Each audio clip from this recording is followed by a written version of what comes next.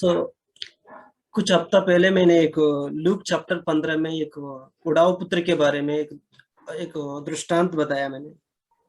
So a few weeks back, I spoke to you about the parable of the prodigal son. और ये दृष्टांत एक पिता के पास दो पुत्र है, उसमें एक पुत्र का एक हिस्सा यानी एक आधा हिस्सा के बारे में बताया मैंने। And in this parable, there are two sons, and I spoke about one of the sons. अगर मैं इस आधा में रुक जाऊंगा, इस दृष्टांत का आधा हिस्सा ही खत्म हुआ, लेकिन आज मैं चाहता हूं कि वो आधा हिस्सा जो बड़ा पुत्र का है उसके बारे में बात करना चाहता हूं। So the last time I spoke about one of the sons, but it will be incomplete if I do not mention the other one. So today I will talk about the elder son. जैसे कि परमेश्वर के पास हमेशा दो तरह के लोग होते हैं, एक पश्चाताप करके परमेश्वर के पास दीन होकर आते हैं, और एक जने घमंडी होकर परमेश्वर से दूर रहना चाहता है, जो अविश्वासी की तरह। So there are two types of people, one who repents and comes to the Lord, and the other one who is boastful and rejects God. तो बाइबल में लिखा है कि जब एक व्यक्ति पश्चाताप करके परमेश्वर के पास आता है, स्वर्ग में बहुत बड़ा आनंद का माहौल होने वाला है। So the Bible says that when any one sinner repents and comes to the Lord, there is rejoicing in heaven. सो हम पढ़ेंगे कि लूक चैप्टर 15 वर्स 25 से थोड़ा वचन पढ़ेंगे हम लोग। So we will read from Luke chapter 15 verse 25 onwards. परंतु उसकी ज्येष्ठ पुत्र केत में था। जब वो आते हुए घर के निकट पहुंचा तो उसने गाने बजाने और नाचने का शब्द सुना। वर्स 26, अतः उसने एक दास को बुलवाकर पूछा, यह क्या हो रहा है? वर्स 27, उसने उससे कहा, तेरा भाई आया है और तेरा पिता ने फला हुआ बछड़ा कटवाया है, इसलिए कि उसे बलात्कार पाया है। यह सुनकर वह क्रोध से भर गया और भीतर जाना नहीं चाहा। वर्स 28 तक sister, can you read? Yes, brother. Now his older son was in the field, and when he came and approached the house, he heard music and dancing. And he summoned one of the servants and began inquiring what these things could be. And he said to him, your brother has come, and your father has killed the fattened calf, because he has received him back safe and sound. But he became angry and was not willing to go in, and his father came out and began pleading with him. तो जब इस वचन पढ़ रहा था, प्रभु ने मुझे कुछ रोशनी दिया वचन के द्वारा, मैं आपको साथ शेयर करना चाहता हूँ आज। So while I was reading these verses, God gave me some revelation which I want to share with you today. जब मैं 28 वचन में पढ़ रहा था, वहां पर मेरा ध्यान रुक गया और सोचा कि ये बड़ा पुत्र क्यों है, घर के आंगन तक आया लेकिन घर के अंदर क्यों नहीं गया पिता के पास, और छोटा भाई के साथ आनंद मनाने के लिए क्यों नहीं गया? So when I was reading the 28th verse, I was thinking the eldest son had approached the house, but he did not enter into the house and he did not rejoice with his brother. So why was that? वचन में लिखा है कि वो क्रोधित हो गया, अंदर जाना नहीं चाहता था। And the verse says that he became angry and he was not willing to go in. जैसे कि इस बड़ा पुत्र ऐसा है कि इजराइल की जो धर्मगुरु है, उनकी जैसा समान तुलना किया गया है। जब यीशु पापियों के साथ बैठता था, पापियों को क्षमा करता था, उनके साथ भोजन करता था, तो ये इजराइल के जो बड़े बड़े धर्मगुरु है उसको हमेशा कुछ कुड़कुड़ाते गया। So this is like the picture of those elders of Israel who were angry with Jesus when he would sit with sinners and when he would comfort sinners. जब मैं 28 वचन में मेरा मन रुक गया तो मेरा हृदय में 3 प्रश्न खड़ा हो गया। So when I was pondering upon this 28th verse, there were 3 questions that rose in my mind. वो 3 प्रश्न आपके सामने रखना चाहता हूँ। जरूरी नहीं है आप मुझे जवाब दो, लेकिन आप अपने आप से, अपने दिल में अपने आप को जवाब दो। And I want you to answer these questions, not to me myself, but to yourself. Search for these answers in your heart.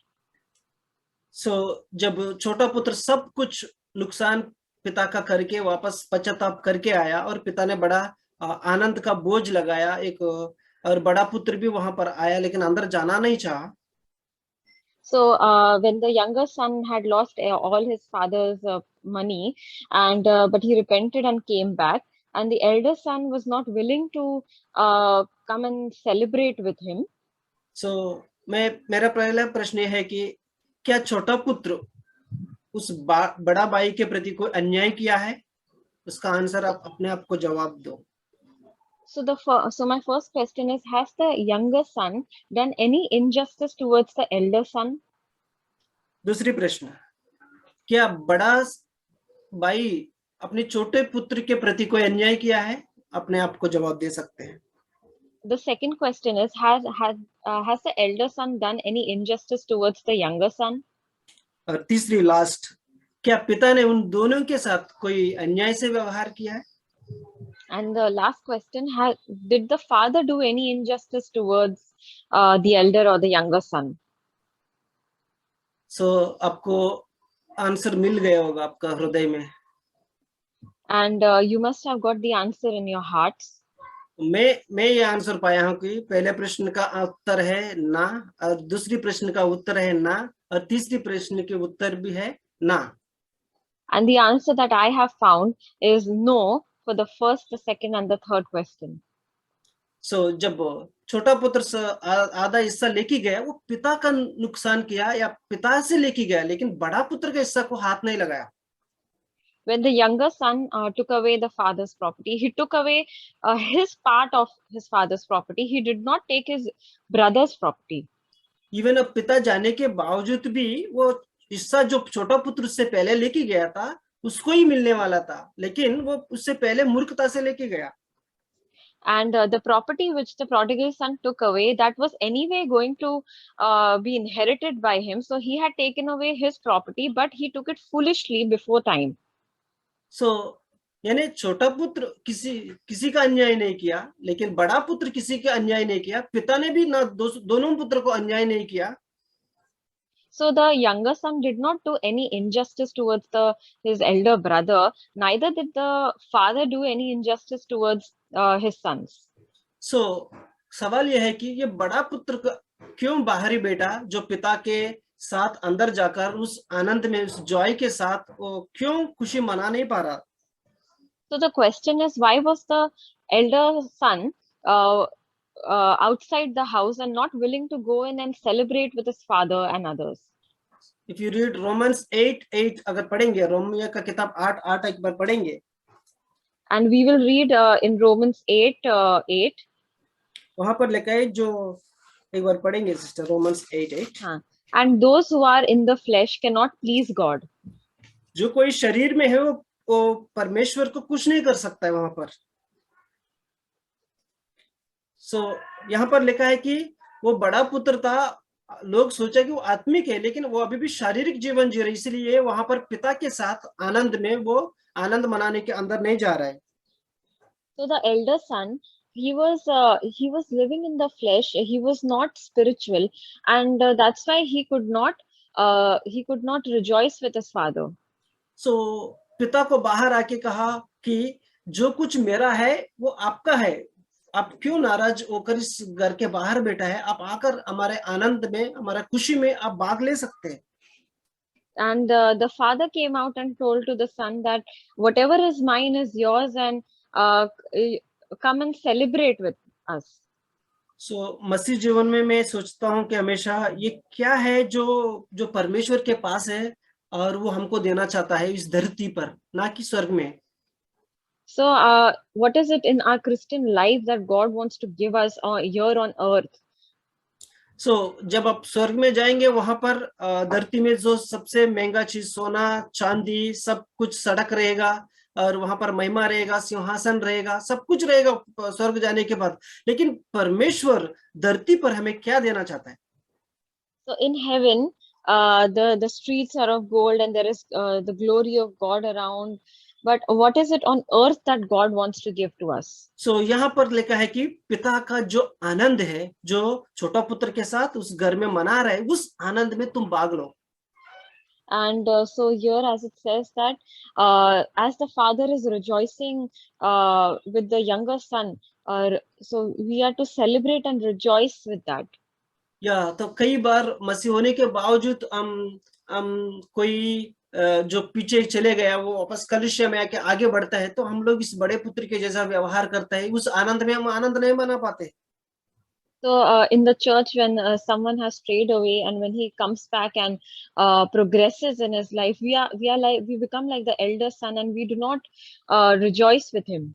अभी सोचो कि वो पिता कह रहा है कि जो कुछ मेरा है वो सब कुछ तेरा ही है। अभी आप सोचो कि प्रभु जो कुछ मेरा है वो सब कुछ आपका है अभी।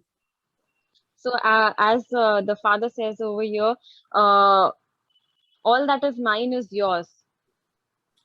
Now you can say whatever is mine that is belongs to you. सो अभी हम लोग बोलना चाहिए कि प्रभु मेरे पास धन है वो मेरा नहीं है, आपका है। प्रभु मेरे पास गाने का वरदान है वो मेरा ताकत पे नहीं है, आपने दिया हुआ है। So we should be able to say this, that Lord, the wealth that I have is yours. If I have the talent of singing, that is from you. जुना करार में ऐसा नहीं था कि परमेश्वर ने कुछ नियम रखा कि आपका 90% हमारे पास, 10% मेरे पास है, 90% आपका है। और लेकिन नया करार में जब आते हैं, सब कुछ जो कुछ हमारे पास है वो सब पिता का है अभी। In the Old Testament, there was this law for 10% tithing, but and 90% would be with the people. But in the New Testament, whatever is ours is God's. सो हम क्यों है कि दूसरों आगे बढ़ते तो हम इस बड़े पुत्र की जैसा हम पीछे क्यों रह जाता है? So why is it that when others are progressing, why is it that we fall behind? कुछ साल पहले मैं एक कंपनी में 12 साल काम किया था मैं। So some years back, I was working in a company and I was working with them for 12 years. मैं ज्वाइन होने के बाद एक 4 साल के बाद 2 और सर्विस इंजीनियर को अपॉइंट किया कंपनी ने। And 4 years from my appointment, 2 service engineers were also appointed in the company. जब मेरा तनख्वाह की बढ़ोतरी करने का समय आ गया, जब मैं पहले था, मेरे साथ जो 4 साल के बाद आया उनको भी मेरे जैसा समान उसकी तनख्वाह बढ़ाया। So when it was time for salary increment, these people who had joined 4 years after me, even they got an increment. सब तब मैंने सोचा कि मैं अभी किसके साथ लड़ाई करूं, क्योंकि मैं 4 साल पहले उनके साथ हूँ, पहले हूँ, लेकिन 4 साल के बाद आया वो मेरे जैसा, उनकी मेरे पगार की जैसा उनका भी बराबर कर दिया, तो मैं किसके ऊपर लड़ाई करूं? So I was thinking, to whom should I go and fight with? That I have been in the company 4 years before them, and yet they got the same increment as me. और उस वक्त मेरा हालत उस बड़ा पुत्र की जैसा था। मैं मन ही मन मेरा युद्ध चल रहा था, मैं बॉस के साथ लड़ाई करूं या मैनेजर के साथ लड़ाई करूं, नहीं तो जो मेरे साथ जो काम कर रहे हैं, जो तनख्वाह मेरे समान कर दिया, उनके साथ लड़ाई करूं। So at that point of time, I was thinking, with whom should I fight? Should I fight with my boss? Should I fight with my manager? There's this battle going in my heart.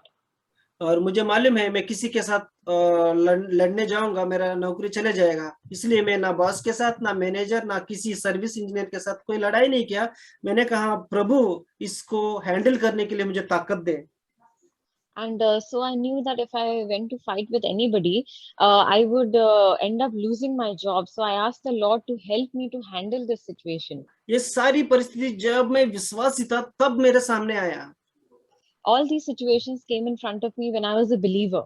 प्रभु को मैंने पूछा, प्रभु मैं क्या कर सकता हूँ? मैं इस वक्त में विजय नहीं पा रहा हूँ, लेकिन मैं अंदर ही अंदर मेरा युद्ध चल रहा है, लेकिन इसके ऊपर मैं विजय कैसे पा सकता हूँ?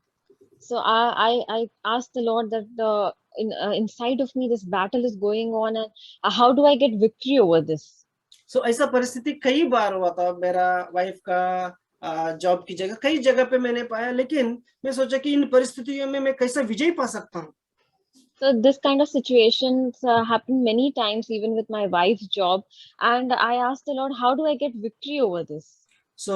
एक वचन है मुझे बहुत सांत्वना दिया, बहुत सामर्थ्य रूप से मुझे प्रोत्साहन किया। एफिसियों का किताब So there, 4:18। sorry. So there is a verse which gave me a lot of encouragement, which is from Ephesians chapter 4, verse 18. 18, na, brother? Yes sister, 1 minute.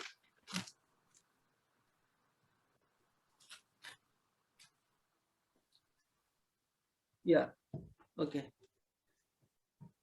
यहाँ पर पौलुस हमें एक वचन के द्वारा में प्रोत्साहन करना चाहता है कि क्यों हम इस बड़े पुत्र की जैसा हम कई बार विश्वासी होने के नाते हम पीछे बैठकर एक जिद पकड़कर हम पिता की आनंद में भाग नहीं ले पाते हैं। So in this verse, Apostle Paul tells us that why is it that we become like the elder son and we sit out in anger and we do not rejoice with the father? हम सोचेंगे कि मैं church में हूँ, मैं father के साथ पिता के संगति में हूँ, भाई बहन के साथ संगति में हूँ, मैं रोशनी में चल रहा हूँ। लेकिन अपोस्तल पौल 4:18 में 4 बात अच्छी तरह से समझाते हैं हमको। So we may think that we are in the church, we are in fellowship with the Father and others in the church, and we are walking in the light. But Apostle Paul tells us 4 things over here in this verse, in verse 18. 4:17 से पढ़ेंगे sister. And reading from the 17th verse, Padun brother. Yes, sister. So this I say and affirm together with the Lord, that you walk no longer just as the Gentiles also walk, in the futility of their mind, being darkened in their understanding, excluded from the life of God because of the ignorance that is in them, because of the hardness of their heart. बस thank you sister. सो यहाँ पर 18 वचन में पौलुस 4 बातें करता है। सबसे पहले उसकी बुद्धि जो है अंधेरा हो गया। So over here in this verse, Paul talks about 4 things. The first is their minds which have been, their understanding which has been darkened. सोचेंगे कि मैं सब कुछ जानता हूँ, मेरे पास बुद्धि है, ज्ञान है, मैं पिता का सारा काम संभाल सकता हूँ, मेरे पास सब कुछ है। तो क्या होता है कि जब आप इस तरह से आप घमंडी बनते हैं, आपकी बुद्धि अंधेरा हो जाता है। So one may think that I can attend to all of the Father's business. I can do this. I can do that. But in I have so much understanding and knowledge. But because of this, we can be blinded in our pride. और दूसरे है अज्ञानता, यानी वो कहेंगे कि मैं सब कुछ जानता हूँ, संसार के बारे में सब कुछ जानता हूँ, लेकिन आप पिता के बारे में, पिता के हृदय के बारे में, पिता आपसे क्या चाहता है वो आप सुन नहीं जानते। And the second thing is ignorance. That is, you may think you may know a lot of things, but you may not know the heart of God and what He wants for you. यानी अपने संसार की बुद्धि की रीति से देखा जाएंगे, अपने संसार की सारी बातों में एक पीएचडी किया हुआ व्यक्ति बन सकता है, लेकिन परमेश्वर के बारे में आप शून्य है, परमेश्वर की जानकारी में। And in the things of the world, in the knowledge of the world, you may have a PhD, but when it comes to the things of God, you may be a zero. और तीसरी चीज पौलुस कहता है कि हृदय की कठोरता। And the third thing he talks is the hardness of heart. So ये कठोरता एक ऐसा चीज है कि ऐसा है कि हम कह सकते हैं कि पिता को खुशी में जाने से अच्छा मेरा खुशी मनाओ। इसलिए बड़ा पुत्र कहता है कि मैंने इतना साल तेरा सेवा किया है, लेकिन कभी मेरे लिए एक बछड़ा भी नहीं काटा, लेकिन जब तेरा छोटा पुत्र आया, आपने सब कुछ उसको काट कर बहुत अच्छा एक बोझ दिया है। So hardness of heart is hardness of heart is where the like the older son was not ready to celebrate, and when the younger son came back, he was complaining to the father that I have worked so hard for you all these years, but you never gave me, you did not even give me a goat, but when this son of yours came back, you have killed a fattened calf. यानी अपना हृदय कठिन होने तक का एक दृश्य यह है कि आप हमेशा अपने आप को खुश करने के लिए सोचेंगे, लेकिन पिता को क्या चाहता है आपसे वो कभी नहीं सोचेंगे। So one sign of hardness of heart is you will only think of what brings happiness to you, but you will not think about the father. और आखिरी में लिखा है कि जो पिता की जीवन से अलग होने के बारे में पौलुस हमें चेतावनी देते हैं। And another thing is being excluded from the life of God. So ये 4 चीज मैंने देखा कि बड़ा पुत्र पिता के साथ में था, लेकिन उसके अंदर उसकी मन अंधेरा हो गया और उसकी हृदय कठोरता से भर गया, और वो परमेश्वर के पास बारे में वो सोच रहे कि मैं जानता हूं, लेकिन वो नहीं जानता है, और आखिरी में पिता की जो जीवन था, वो आनंद था, जो खुशी था, उससे अलग होकर बैठा है। So the elder son, his understanding was darkened, and his heart had become very hard, and he was ignorant, and he was excluded from the life of God. He had no knowledge or understanding of it. सो तब पिता को बाहर आके उसको वापस मनाना पड़ा, कि वो कहना पड़ा कि जो कुछ मेरा है वो तेरा है। So the father had to come out and make him understand that whatever is mine is yours. हम कितना खुशी मनाना चाहिए कि पिता अभी भी वो कह रहे हैं कि सब कुछ जो कुछ है वो सब कुछ तेरा है। अभी अभी आपको आनंद मनाना चाहिए, उस जॉय के अंदर जाना चाहिए, और जो पिता ने जो बड़ा बोझ लगा है उसको जाकर आप संगति फेलोशिप कर सकते हैं उसके साथ। And we should be rejoicing in this fact that whatever is the father's is ours, and that we should be able to be joyful in this thing. सो एक और यीशु ने एक और दृष्टांत बताया कि लूक चैप्टर 14 में एक अच्छा दृष्टांत बताया, वो इसके रिलेटेड है। And in Luke chapter 14, Jesus tells of another parable in this बड़ा context. बोझ का दृष्टांत लूक चैप्टर 14 और 15 से पढ़ेंगे। Luke chapter 14, verse 15 onwards. सो जब ये कुछ चेले लोग यीशु के साथ भोजन के लिए बैठा था, उसमें से एक ने कहा कि धन्य है वो जो परमेश्वर के साथ मेज पर बैठकर भोजन खाते हैं। And over here, the disciples were having dinner, and he says, "Blessed is everyone who will eat bread in the kingdom of God."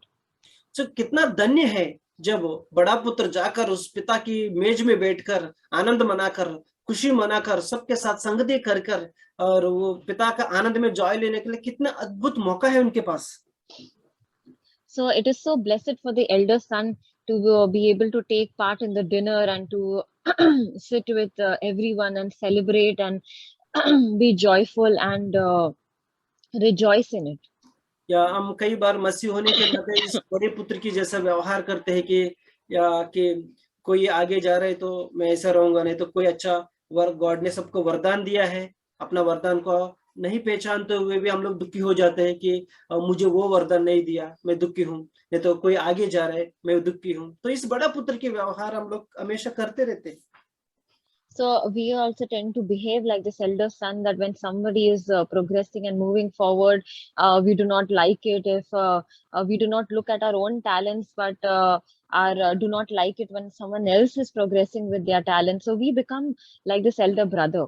जब मेरा पगार की तनख्वाह उन उन दो सर्विस इंजीनियर मेरे साथ थे और उनके मेरे जैसा सामान कर दिया, तो शुरुआत में मुझे बहुत मुश्किल लगा उनके साथ डील करने के लिए, लेकिन प्रभु से जब मदद मांगा मैं आनंद मनाने लगा उसमें। So when these service engineers got an increment as much as me, I did not like it, but but God helped me to overcome in that. या परमेश्वर वैसा ही चाहता है, और अपना बच्चे लोग दुखी ना रहे, लेकिन वो चाहता है कि मैं आनंद देने आया हूँ और मेरा आनंद तुझ में पूरी हो जाए, एक वचन भी ऐसा कहते हैं। So God does not want us to remain in that sadness, but He has come, and like it says in one of the verse that He has come to give us joy. या पिता की उपस्थिति में संपूर्ण आनंद है, Joy है, सिर्फ आपको जाकर आपको बैठकर एंजॉय करना है आपको उसमें। So there is joy in the presence of God, and we just have to go and sit and enjoy this presence. और लूक चैप्टर 14 और 16 में अभी एक बड़ा बोझ का दृष्टांत बताया, उसमें से कुछ लोग ने कुछ एक्सक्यूज दे रहे मालिक को। And the parable which we see in Luke chapter 14 and verse 16 onwards, there are some people who are giving excuses.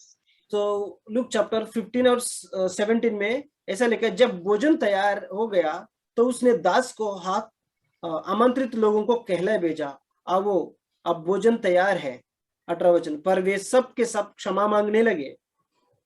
17 and verse 17, and at the dinner hour he sent his slave to say to those who had been invited, come, for everything is ready now. So verse 18 में लिखा है कि पहले वाले ने कहा कि मैंने खेत मोल लिया है, आवश्यक है कि मैं उसे देखूं। And they all alike began to make excuses, and the first one said, I have bought a piece of land and I need to go out and look at it, please consider me excused. और 19th वर्ष में लिखा है कि दूसरा ने कहा कि मैंने 5 जोड़े बैल मोल लिया है, मैं जाकर उनके परखने जाता हूं। And verse 19, another one said, I have bought 5 yoke of oxen and I'm going to try them out. Please consider me excused. 20वां वचन, और एक तीसरे व्यक्ति ने कहा कि मैंने विवाह किया है इसलिए मैं नहीं आ सकता हूँ। And 20th verse, another one said, I have married a wife and for that reason I cannot come. मैं आपसे पूछना चाहता हूँ, ऐसा कौन सा व्यक्ति है जो बिना देख कर खेत खरीदते हैं और बिना परखे बिना बैल को खरीदते हैं? So I want to ask you, is there ever such a kind of a person who buys a land without looking at it, or who buys oxen without trying them out? या अगर आपने कुछ 2 BH का घर लेना चाहता है, बिना कितना स्क्वायर फीट है, कितना कारपेट है, कि इसका रजिस्ट्रेशन चार्जेस कितना आएगा, स्टैंप ड्यूटी कितना आएगा, बिना परखे बिना जाने बिना, ऐसा कौन सा व्यक्ति है मैं उसको खरीदने जाऊंगा? When you are buying a house, you will look at the carpet area and the registration and the stamp duty, all of these things. So you will look at all of these aspects and then you will buy it. उसी तरह बैल की व्यक्ति है, परखे बिना कोई बैल को नहीं खरीद सकते। कोई लंगड़ा है या अंधी है या गूंगा है या क्या, इस परखे बिना कोई बैल जोड़ी को नहीं खरीद सकते हैं। And without trying out, nobody will buy oxen because they want to make sure that it is not lame and blind or any of such these things. So without trying out, nobody buys oxen. लेकिन ये सब का सब excuse दे रहे हैं, वो लोग कुछ ना कुछ क्षमा मांग रहे हैं और एक्सक्यूज दे रहे हैं। So all of these people, they were just giving excuses. और 20वां वचन में बहुत इंटरेस्टिंग स्टोरी है। उस व्यक्ति ने अभी अभी शादी किया है और वो बहुत आनंद मना रहे हैं, वो वाइफ के साथ, और वाइफ हस्बैंड के साथ अभी अभी शादी किया है, लेकिन उसको भी एक आमंत्रण मिला है, लेकिन उस भोज में जाने के लिए वो भी एक्सक्यूज कर रहे हैं। And in the 20th verse, the person has been married and he is celebrating, but he's still giving excuses to go to the dinner. तो मैं आपको ये बताना चाहता हूँ कि प्रभु का वचन ये कहता है कि अगर आप आनंद मना रहे और उस आनंद के साथ पिता के साथ और भी आनंद है, जाने में क्या तकलीफ है इसमें? So the verse says that if you are rejoicing, and you should be rejoicing with the Father as well, and there should not be any excuses for it. ऐसा कोई बुद्धिमान पति नहीं होगा जब अभी अभी शादी करके अपनी पत्नी को घर पे रखकर वो अकेला कुछ बोझ खाने जाएगा। वो भी अपनी पत्नी को साथ उस आनंद में लेके जाए, क्योंकि वो आनंद का माहौल चल रहा है उसके जीवन में। So there is no husband who is married and he will leave his wife at home and then go for the dinner, but he will take his wife in the dinner because there's a time of celebration going on. और इसलिए वो verse 20 में वो ये लिखा है कि मैं इसलिए नहीं आ सकता, ये भी एक बहाना है। And it says in verse 20 that he also says that he cannot come, and this is also just an excuse. So brothers and sisters, परमेश्वर को हम कोई भी बहाना नहीं बना सकते। परमेश्वर हमारा सब कुछ जानता है, हमारा आगे पीछे क्यों नहीं आ रहे, क्यों आ रहे, क्यों कर रहे, सब कुछ हमारा, सब कुछ एवरीथिंग जानते हैं हमारा। So brothers and sisters, we cannot make excuses with God because he knows everything, that what we are doing, where we are going, what is ahead, what is behind. He knows everything about us. Matthew 20 और 16 में लिखा है कि जो पहले है वो पीछे हो जाएंगे, जो पीछे है वो आगे हो जाएंगे। In Matthew chapter 20 verse 16, it says, the last shall be first and the first last. So मैं देखता हूँ कि जो छोटा पुत्र था, जो सब कुछ उड़ा दिया लेकिन पश्चाताप करके आया, वो पीछे गया था लेकिन वो आगे आ गया आज। So I see that the younger son who wasted away everything but repented and came back, he was last but he became first. और द एल्डर सन ऐसा है कि वो पिता के साथ लगातार काम करते गया और सेवा करते गया, लेकिन पिता को कभी समझ नहीं पाया, इसीलिए आज पिता के घर के बाहर है, वो जीवन से बाहर है। And the elder son was for such a long time working with the father, but he never understood the father, and that's why he was in the end last and outside the house. तो यीशु ने कहा कि मैं आया हूँ मेरे पिता की इच्छा पूरी करने आया हूँ। So Jesus said that I have come to do the will of the Father. जब उसको झूठ बोलने का मौका आया, मैं झूठ नहीं बोलूंगा लेकिन मेरे पिता की इच्छा पूरा करने आया हूँ। And brother, please repeat करेंगे? अगर उसको झूठ बोलने का एक अवसर मिला तो वो ये सोचा कि मेरा पिता का इच्छा में जो है वो करना चाहूंगा। If there was any situation to lie, he would say that he will do the Father's will. कोई उसको थप्पड़ मारा तो उसने अपना हाथ उठाया नहीं, लेकिन ये कहा कि मेरा पिता की इच्छा पूरी करना आया, मेरा पिता की इच्छा यह है कि उनको क्षमा करो। And if someone slapped him, he would not raise his hand also, but he would say that he has come to do his father's will, and which is to forgive. किसी ने उसको धमकी दिया और वो बोला कि मैं इंसान होने की धमकी नहीं दूंगा, लेकिन मैं पिता को खुश करने आया हूँ, क्योंकि मैं इसलिए आया हूँ, मेरे पिता का काम करने आया हूँ। If someone was threatening him, he would not threaten back, but would say that I want to do the Father's will and I want to finish the work that He has given to me. मैं अपने आप से पूछता हूँ, प्रभु धरती पर मुझे रखा है, मैं किसको खुश करूं, मेरा परिवार को या संसार के लोगों को या आपको खुश करूं? So I asked the Lord that here I am on earth, so who should I please? Whom should I please? Should I please my family? Should I please other people? Should I please God? या मुझे जवाब मिलती है वचन के द्वारा, मुझे सिर्फ प्रभु और मेरे पिता को खुश करना है। And I get the answer from the verse that I only have to please my Father and God. और पिता के पास इतना ट्रेमेंडस जॉय है, वो आपको देना चाहता है, लेकिन आप दुखी होकर उस जीवन से अलग मत हो जाओ, अलग ना रहो, लेकिन बल्कि उसके पास जाकर आनंद मनाओ। And there is tremendous joy with the Father, and so we should not be sad, but we should go with Him and rejoice. प्रभु की स्तुति। Thank you sister. We heard about this elder brother today, और हमने आज वो उस बड़े भाई के विषय में हमने सुना, and he speaks to us about jealousy. और वह हमसे जलन करने, ईर्ष्या करने के विषय में बात करता है। Not only jealousy, jealousy with bitterness. और न केवल जलन करने के विषय में, परंतु उसके साथ साथ कड़वाहट के विषय में भी। This is one of the things that it can come to us so easily. और ये एक ऐसी बात है जो हम में से किसी के भी व्यक्ति के पास ये आसानी से आ सकता है, So it is there in our flesh क्योंकि यह हमारे शरीर के अंदर है, that we don't want to see the good in others. क्योंकि यह ऐसा स्वभाव होता है जिसमें हम दूसरों के अंदर अच्छा देखना नहीं चाहते। We want for ourselves and for our family, but for others we have a difficulty. हम चाहते हैं कि मेरे लिए और मेरे परिवार के लिए यह अच्छा हो, परंतु दूसरों के साथ में यह जब अच्छा हो तो हमें तकलीफ होती है। And one would think that this is only limited to material things. और यह साथ में इस बात में भी यह शारीरिक भौतिक चीजों के लेकर ही वह सीमित होता है। No, one would think that it is only up to material things, but it is for all things, including spiritual things. और एक व्यक्ति ऐसा सोच सकता है कि यह केवल शारीरिक संसारिक चीजों तक ही सीमित रहता है, परंतु यह सारी बातों में शामिल होता है, यहाँ तक कि आत्मिक बातों पर भी यह लागू होता है।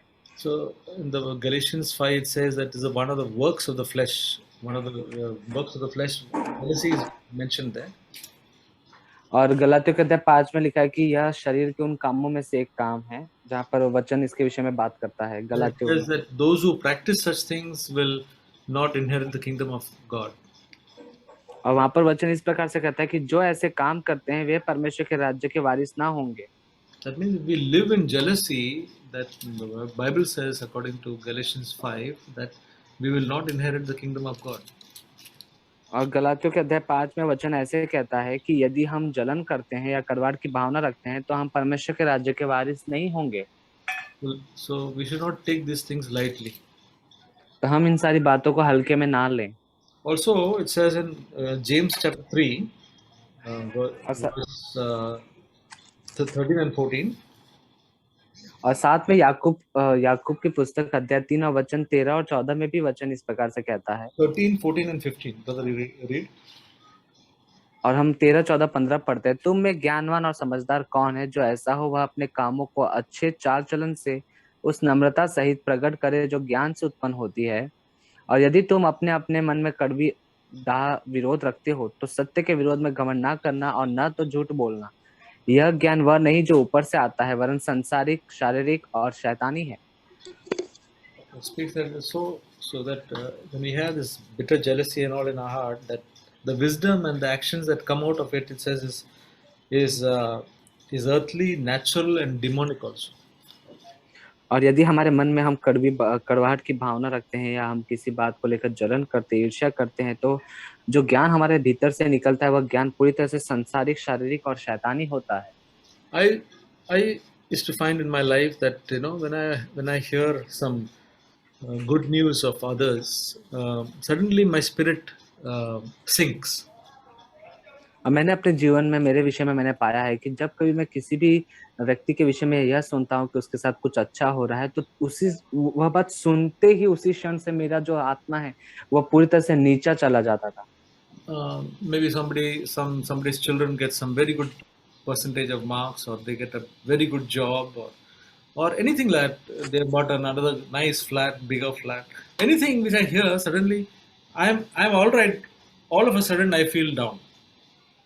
और यदि मैं किसी के बच्चों के विषय में सुनता हूँ कि उन्हें बहुत ही अच्छे मार्क्स मिले हैं, वे अच्छे रीति से पास हुए हैं, या उन्हें बहुत अच्छी नौकरी मिल गई है, या उन्होंने और भी पहले की तुलना में बड़ा घर खरीद लिया है और एक नया, तो ऐसी कोई भी बात, किसी भी समय में कुछ ऐसी बात दूसरों के विषय में सुनता हूँ, तो मैं ठीक था, मैं वहां पर अच्छा था, लेकिन सुनते ही मैं पूरी तरह से निराश हो जाता था। And not only that, when I hear a young brother, uh, young brother preach and people praise him, suddenly when I hear that, I feel down. और यहाँ कभी कोई ऐसा जवान भाई जो मुझसे उम्र में छोटा है, और ऐसे जवान भाई जब कोई परमेश्वर के वचन का प्रचार करता है, लोग उसकी सराहना करते, प्रशंसा करते, तो वह सुनते ही मैं तो पूरी तरह से मैं अपने आप को नीचा महसूस करता। So jealousy affects in all spheres of our life. तो जो जलन करना है, ईर्ष्या करना है, वह हमारे जीवन के हर एक क्षेत्र में हमें प्रभाव डालता है। And as Brother Joseph said today, that did the elder brother lose anything? I mean, did the younger one do him any injustice? No. और जैसे कि भाई जोसेफ बता रहे थे कि क्या बड़े भाई ने अपना कुछ खो दिया था, या छोटे भाई ने बड़े भाई के साथ में कोई छल किया था? नहीं। Similarly, nothing has happened to us. Only we have heard that something else good has happened to somebody else, but nothing has happened. We are not come down in any way, but still we feel down. और उसी प्रकार हमारे साथ भी यही बात होती है कि हम नीचे नहीं हुए, हमारा कुछ नुकसान नहीं हुआ, हमारा कुछ नहीं गया, लेकिन हम जब किसी का सुनते कि वहां अच्छा हुआ है, हमारा जबकि नुकसान नहीं है, फिर भी हम अपने आप को नीचा महसूस करते हैं। So I took it to the Lord and said, Lord, this is not your nature, and this is something which I don't want in my life at all. और तब मैंने इस बात को परमेश्वर के सामने लेकर गया। मैंने परमेश्वर से कहा कि प्रभु, यह आपका स्वभाव, आपका चरित्र नहीं है, और यह बात मैं अपने जीवन में किसी भी रीति से नहीं चाहता हूँ। I said, whatever it cost me, anything you say, I don't want this in my life. आप जो भी कीमत मुझसे मांगे, जो भी कीमत इसके लिए मुझे चुकानी पड़े, मैं फिर भी चाहता हूँ कि यह बात मेरे जीवन में ना हो। I really meant it. Whatever it cost me, whatever God tells me, I am willing. I don't want this in my life. और जो मैंने कहा उसका मेरे लिए महत्व है। मैंने उसका अर्थ रखा कि चाहे कोई भी कीमत, भारी कीमत क्यों ना चुकानी पड़े, यह बात मैं अपने जीवन में किसी भी रीति से नहीं चाहता। And I prayed, Lord, I don't want this at all in my life. And I believed 1 John 5:14 and 15, which says that we pray anything according to God's will, He hears us and He answers us. और तब मैंने इस बात के लिए परमेश्वर के सम्मुख प्रार्थना की, और जैसे पहला यूहन्ना अध्याय 5 वचन 14 और 15 कहता है कि यदि हम परमेश्वर की इच्छा के अनुसार कुछ मांगते हैं तो वह हमारी प्रार्थना को सुनता है और हमें उत्तर भी देता है, और प्रभु ने मेरा प्रार्थना सुना। So I believe that He answered me, and that is the greatest thing the gift that I got, that faith that He has heard me, and today my life is changing. It's not the same as before.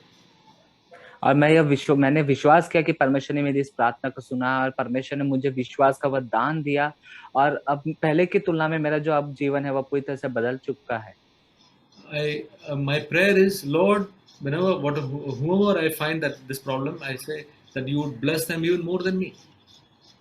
और जब कभी मैं किसी के विषय में ऐसे सुनता हूँ और मैं परमेश्वर से कहता, प्रभु आप उनको और आशीषित करें, ऐसी मेरी प्रार्थना होती है। So my prayer is positive towards all these people.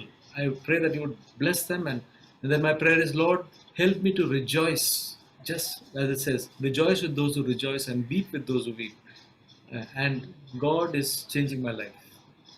और तब मैं परमेश्वर से कहता हूँ कि मैं पूरी तरह से उन लोगों के प्रति जिनके विषय में जलन करता था, मैं सकारात्मक वृत्ति से सोचता हूँ कि प्रभु आप उनको और ज्यादा आशीषित करें। जैसे वचन कहता है, जो खुशी मनाते हैं, आनंद मनाते हैं, उनके साथ तुम आनंद मनाओ, जो रोते हैं उनके साथ तुम रो। My heart is so free and it is getting freer now. और मेरा जो हृदय पूरी तरह से इस बात से आजाद हो रहा है। The work is still going on, but I am sure that God has got a wonderful future for me. और कार्य अभी मेरे जीवन में, मेरे हृदय में चालू है, लेकिन मैं यह विश्वास करता हूँ कि प्रभु ने मेरे लिए एक उज्जवल और अच्छा भविष्य रखा है। So, brothers and sisters, we have heard a very, very important word which is very essential for each one of our lives. तो भाई बहनों, हमने जो आज वचन सुना है वो हम में से हर एक व्यक्ति के जीवन के लिए व्यक्तिगत रूप से बहुत ही महत्वपूर्ण है। To be an overcomer in this thing of envy and jealousy is which we all need in our life. कि हम सभी जयवंत का जीवन बिताएं, और यह जो जलन करना और कड़वी भावना रखना, इस पर हम जयवंत हों। Amen. And this leads nothing but, as Brother Matthew said, jealousy, unforgiveness, unmerciful. और मैं कहना चाहता हूँ कि हमने जैसे देखा कि भाई मैथ्यू बता रहे थे, जलन करने की जो भावना होती है, दूसरों को क्षमा न करने की जो भावना होती है, And always thinking highly for ourselves. और हर समय हम जो है वो स्वयं के विषय में जो बहुत ही ज्यादा ऊंचा सोचते हैं। You know, all this leads to the Pharisees, the work of the Pharisees. Sorry brother, can you repeat? All these leads to the work of the Pharisees. और यह सारे जो काम है वह हमें एक फरीसी के समान बनने के लिए हमें लेकर चलते हैं। I don't know how many may remember this, but I think a year ago I'd given a lot of examples of the work of the Pharisees. और मुझे नहीं पता कि आप में से कितनों को यह बात याद है, लेकिन मैंने लगभग 1 वर्ष पहले फरीसियों के किस प्रकार के कैसे उनका चरित्र होता वह मैंने कुछ बातें आपको बताई थी। And the main thing what I highlighted was about the bitterness, the hatred, unforgiveness, and the malice that they had. और जो मुख्य बातें जो उनके स्वभाव चरित्र के विषय में मैंने जो बताई थी, जो मैं मानता हूँ महत्वपूर्ण है, कि जलन करना, दूसरों को क्षमा न करना, दूसरे प्रति दया की भावना न रखना, कड़वाहट रखना। But I'll put this very simple today. लेकिन आज मैं आप सभी के सामने इसे सरल सामान्य रीति से रखना चाहता हूँ। What the Lord says. प्रभु क्या कहता है? Brother Matthew 5:23 and 24, please. मत्ती अध्याय 5 का वचन brother 23 and 24. Matthew chapter 5 verse 23-24. और हम मत्ती अध्याय 5 वचन 23 और 24 पढ़ते हैं। इसलिए यदि तू अपनी भेंट वेदी पर लाए और वहां तो स्मरण करे कि तेरे भाई के मन में तेरे लिए कुछ विरोध है, तो अपनी भेंट वेदी पर वहीं वेदी के सामने छोड़ दे और जाकर पहले अपने भाई से मेल मिलाप कर और तब आकर अपनी भेंट चढ़ा। We got to be one with the ones around us. If we can't be one with the ones around us, then how can we be one with the Spirit? और हमारे लिए आवश्यक है कि हमारे आसपास में जो भी हैं उनके साथ में यदि हम एक मन नहीं हो पाते हैं और उनके साथ में हम मेल मिलाप नहीं रख पाते हैं, तो हम आत्मा में कैसे मेल मिलाप रख पाएंगे? So what's the use of having such kind of fellowship? तो इस प्रकार की संगति के होने का क्या अर्थ होता है? Because if the entire body of Christ is not together, then how will the Spirit be together? क्योंकि यदि मसीह का जो देह है, मसीह की जो कलीसिया या वह पूरी तरह से आपस में मेल मिलाप नहीं कर पा रही है, तो हम कैसे आत्मा में मेल मिलाप कर पाएंगे? I will give a reference to what I spoke about Matthew 5:23-24 is. I will say from Mark 11 verse 25. और जो हमने मत्ती के अध्याय 5 वचन 23-24 में पढ़ा, मैं आपको एक वचन बताना चाहता हूँ। मरकुस अध्याय 11 और उसका बता विच वर्स 25, 11, 25, Mark. और मरकुस अध्याय 11 वचन 25, जब कभी तुम खड़े हुए प्रार्थना करते हो तो यदि तुम्हारे मन में किसी के प्रति कुछ विरोध हो तो क्षमा करो, इसलिए कि तुम्हारा स्वर्गीय पिता भी तुम्हारे अपराध क्षमा करे। इसलिए, underline that, highlight it. इसलिए, whenever you forgive, remember the Father, our Heavenly Father also forgives us. और आप यहाँ पर वचन के इस भाग को, जो वचन का दूसरा भाग है, आप उसको रेखांकित करके रखें, अंडरलाइन करके रखें, जो कहता है इसलिए कि तुम्हारा स्वर्गीय पिता भी तुम्हारा अपराध क्षमा करे। तो जब आप किसी व्यक्ति को क्षमा करते हैं, तब आप इस बात का स्मरण रखें कि परमेश्वर ने आपको क्षमा किया है, इसलिए आपको चाहिए कि आप भी क्षमा करें। As Joseph asked 2-3 questions, I would ask only one question: is didn't Jesus forgive you, or didn't Jesus forgive us for all that we have done, for all the wrongs, for the unrighteousness, injustice, unholiness? Didn't he forgive us? और आज भाई Joseph ने हमसे 3 सवाल पूछे थे, लेकिन मैं आप सभी से एक प्रश्न पूछना चाहता हूँ कि क्या परमेश्वर ने आपको, जो आपने कितने सारे पाप किए, आपसे कितने सारी गलतियां, आपने कितनी सारी बातों को बिगाड़ दिया और गलतियां की हैं, आप चूक गए, क्या परमेश्वर ने आपको क्षमा नहीं किया है?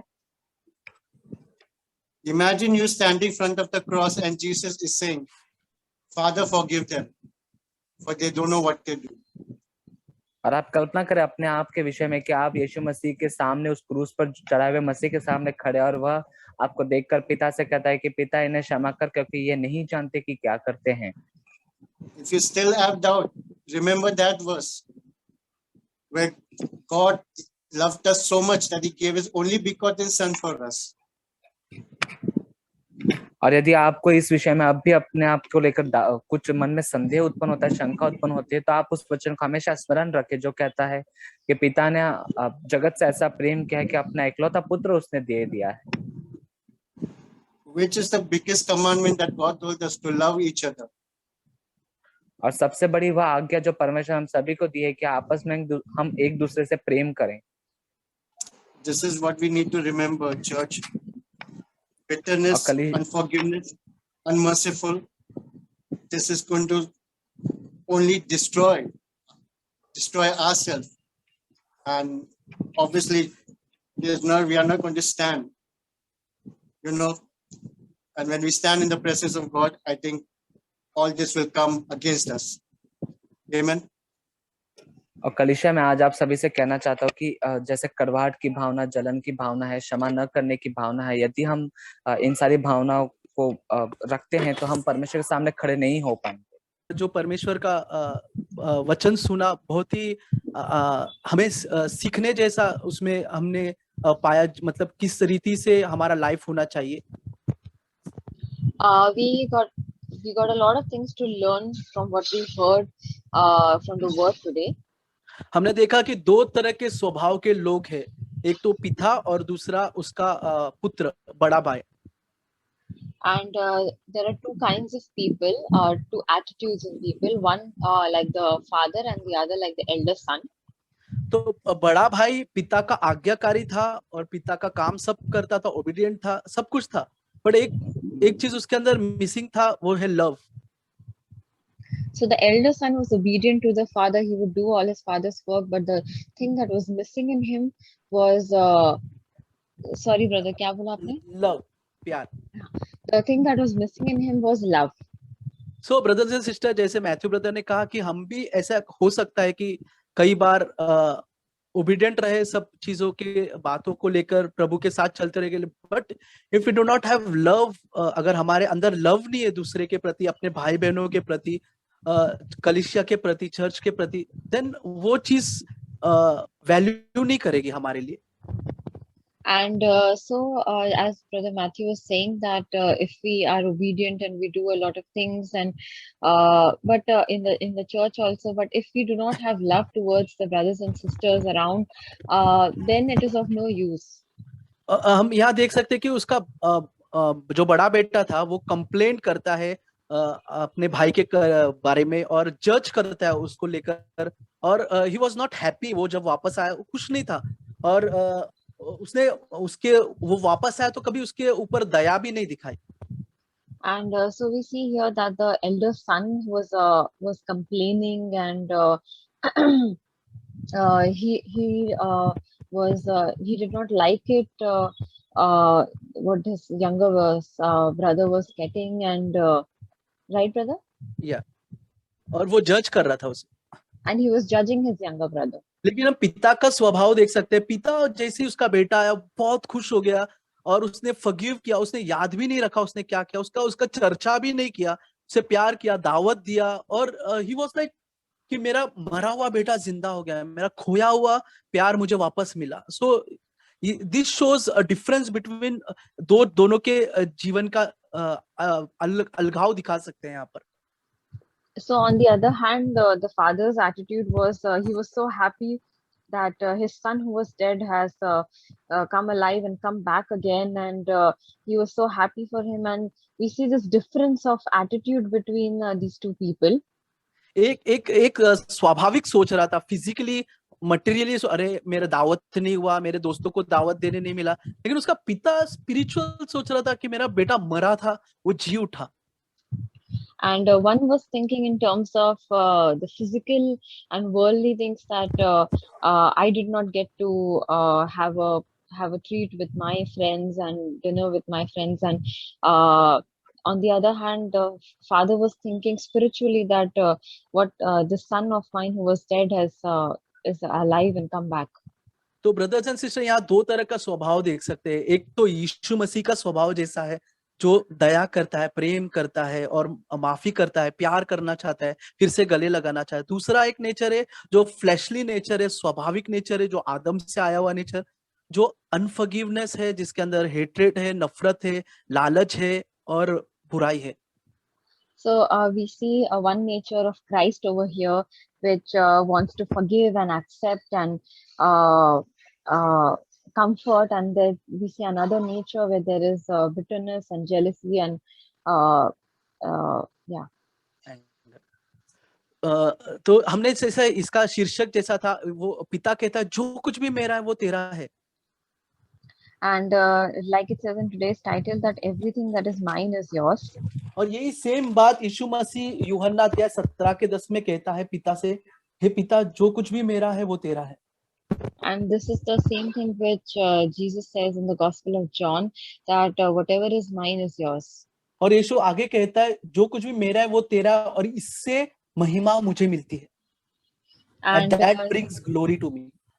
Yeah, brother, John chapter 17 verse 10. Yeah, John chapter 17 verse 10. And all things that are mine are yours, and yours are mine, and I have been glorified in them. तो इस चीज में यीशु को महिमा मिलती है कि जो कुछ भी यीशु का है वो पिता को देता है, और पिता का जो कुछ है वो खुद को रखता है, और इसमें उसको महिमा मिलती है. And this glorifies God, that this glorifies Jesus, that whatever is his is God's, and whatever is God's is his. और मैं अभी जस्ट मनोज से वही कह रहा था, जब अगर हम हमारा जो कुछ भी है ऐसा सोचेंगे वो प्रभु ने दिया है, वो प्रभु का है, तो we will never boast in ourselves. कभी हमारे अंदर घमंड नहीं आएगा, कभी हमको नहीं लगेगा मेरा है, कभी ऐसा नहीं लगेगा मुझे मैंने किया है. Always that will bring glory to God. And this is what I was saying to Manoj also, that whatever we have, if we say that everything is from God, then we will never boast in it, and we will give glory to God for it. Okay, thank you. Brother Joseph ने जो sharing किया, हमारे कलीसिया के लिए बहुत need है. And what brother Joseph shared it's of need to our church. खासकर मुझे नीड है.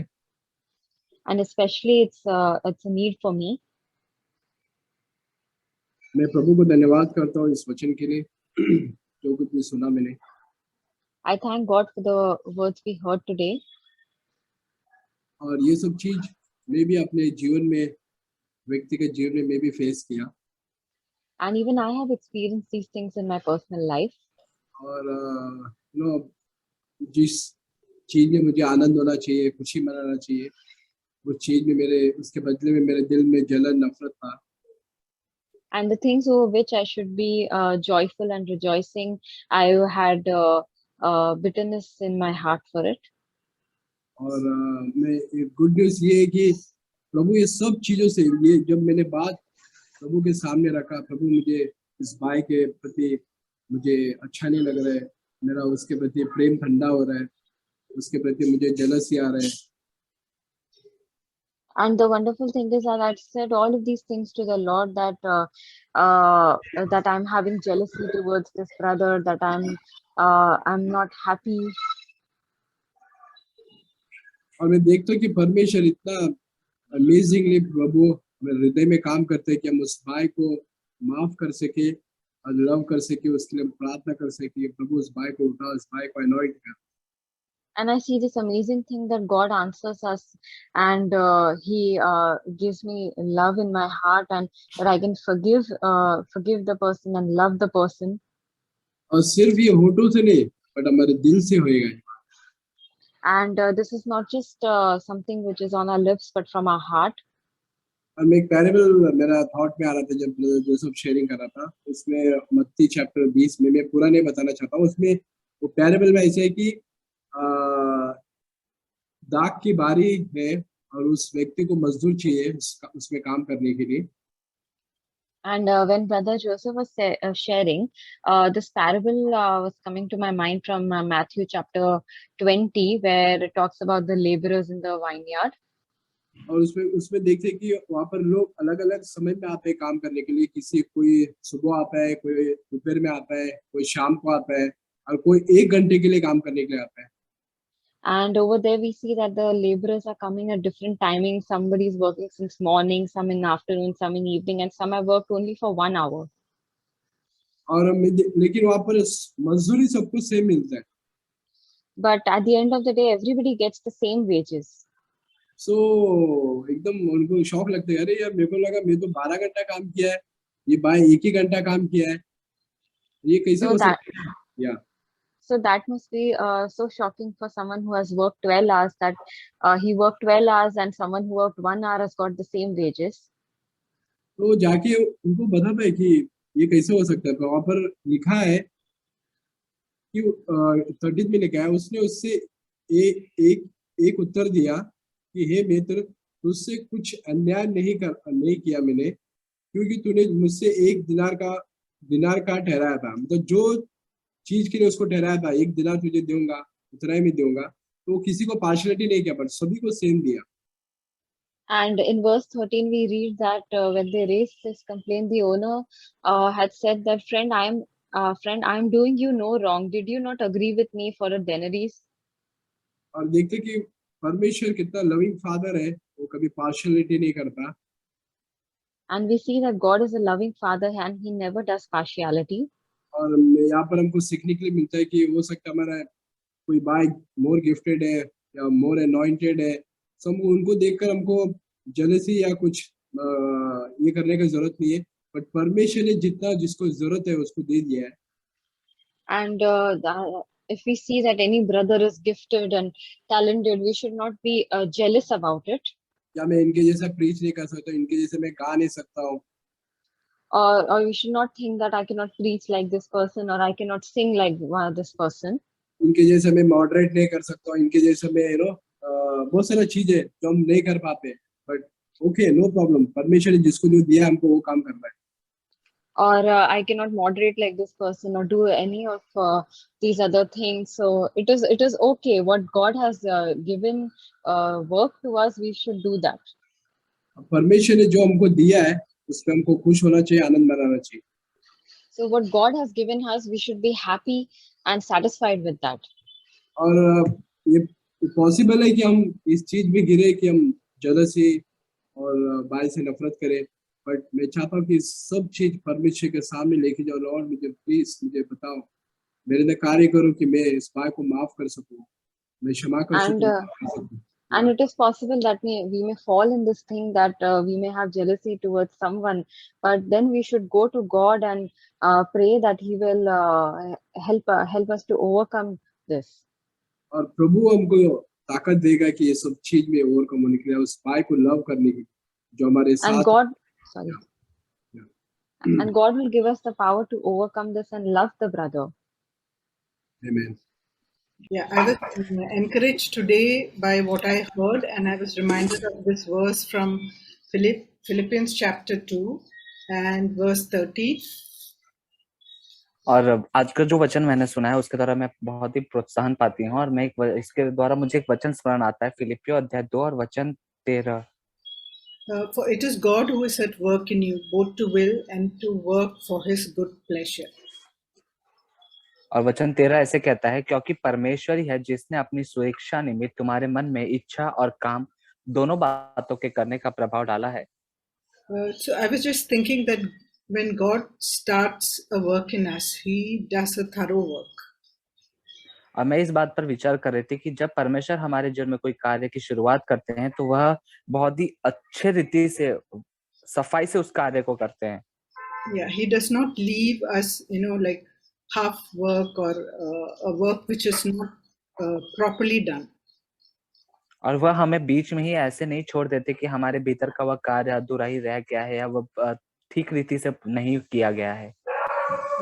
So like we heard that in Luke chapter 15, we heard about the elder son in verse 30.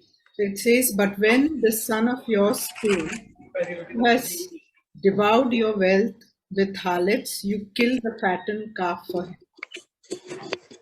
और हम जैसे कि आज वचन में पढ़ रहे थे लूका के अध्याय 15 और वचन 30 में कि जब तेरा यह पुत्र जिसने तेरी संपत्ति वेश्या में उड़ा दी आया तो तू उसके लिए तूने पाला हुआ पशु कटवाया। So when we read this verse, what I felt was, you can feel that bitterness which is in this brother. और मैं यह विश्वास करती हूँ कि जब हम इस वचन को पढ़ते हैं और आप भी जब इस वचन को पढ़ेंगे तब आप यहाँ पर देख सकते हैं कि कैसे वह कड़वाहट उस बड़े भाई के हृदय में है। Yeah, he had this bitterness towards his brother because he didn't trust that God loved him as much as he loved his younger brother. और क्योंकि यह जो बड़ा भाई है ये इस प्रकार से विश्वास नहीं कर पाता कि जैसे परमेश्वर ने उससे प्रेम किया है वैसा ही प्रेम वह उसके छोटे भाई से भी करता है। So what struck me was that even we can doubt God's love, and when we doubt God's love, there can come bitterness in our hearts when we see others being blessed. और जो बात मेरे ध्यान में आती है वह यह है कि जब हम परमेश्वर के प्रेम पे जो वह हमारे प्रति करता है हम जब उस प्रेम पे संदेह करते हैं तब कड़वाहट इसी प्रकार से हमारे हृदय में भी आ सकती है। And I was reminded of Hebrews chapter 11 verse 6 where it says that Hebrews 11 and verse 6 it says that and without faith it is impossible to please him, for he who comes to God must believe that he is and that he is a rewarder of those who seek him. और एक वचन हम पढ़ते हैं इब्रानियों अध्याय 11 और वचन 6 में कि वहां कहता है विश्वास बिना उसे प्रसन्न करना अनहोना है, क्योंकि परमेश्वर के पास आने वाले को विश्वास करना चाहिए कि वह है और अपने खोजने वाले को प्रतिफल देता है। So we know that God is just and he is righteous and he is a God of truth and love. तो हम इस बात पर विश्वास करते हैं, हमें जानना है कि परमेश्वर सच्चे हैं, परमेश्वर धर्मी और न्यायी हैं। And he is a God of truth and of love. और वह परमेश्वर सच्चाई के परमेश्वर है, वह प्रेमी परमेश्वर है। When there is doubt in our hearts about these things, then we will doubt God and have jealousy in our hearts when we see it going well with others. और इन बातों के प्रति जब हम अपने परमेश्वर पर जब हम संदेह करते हैं तब हमारे मन में जलन की भावना उत्पन्न होती है जब हम औरों के जीवन में कुछ अच्छा होता हुआ देखते हैं। Yeah, so I thank God that the word of God reminds us that without faith we can afford like I was reading an article in which that person was saying that we can afford to lose everything, but if we lose our faith, we are losing our faith in the God of truth and love. और हम यहाँ पर जैसे पढ़ते हैं कि विश्वास बिना उससे प्रसन्न का ना होना है। और मैंने एक लेख पढ़ा था जिस लेख में ऐसे लिखा गया था कि हम किसी भी बात को खोने के लिए हम तैयार होंगे, किसी बात को हम कीमत चुकाने के लिए तैयार होंगे, लेकिन यदि हम विश्वास को खो देते हैं, वह विश्वास जो हमारे परमेश्वर की सच्चाई पर और उसके प्रेम पर होता है। So God is doing a work. I thank God that He's doing a work in me to expose the things that are not pleasing to Him. और मैं ये विश्वास करती हूँ कि परमेश्वर हम सभी के जीवन में, मेरे जीवन में कार्य कर रहा है, और वह ऐसी बातों को जो उसको प्रसन्न नहीं करती, वह उन बातों को बाहर लाता है, उजागर करता है। And like in also another verse I would like to share is 1 Peter chapter 2 and verse 11, which says that 1 Peter chapter 2 and verse 11, it says, "Beloved, I urge you as aliens and strangers to abstain from fleshly lusts which wage war against the soul." So there's a war which is waging against our souls, and this we should not give in to these fleshly lusts that rise in our hearts. We have to fight this fight and fight against these things, because we can trust in God, who's a loving God and He's a God of truth, who is just, and we can trust in Him that whatever He does, whether it is for us or for our brothers and sisters, He does in justice, and whatever He does is always good. और जैसे कि हम पहला पत्रस अध्याय 2 और वचन 11 में पढ़ते हैं कि हे प्रियो, मैं तुमसे विनती करता हूँ कि तुम अपने आप को परदेशी और यात्री जानकर उन संसारिक अभिलाषाओं से जो आत्मा से युद्ध करती है बचे रहो। और हमारे भीतर में एक युद्ध चलता रहता है, जहां पर हमारी आत्मा से हमारा जो शरीर है उसकी लाल से युद्ध करती है, और हमें कोई भी अवसर नहीं देना है जहां पर हमारे शरीर का जो लालसा है वह हावी हो जाए।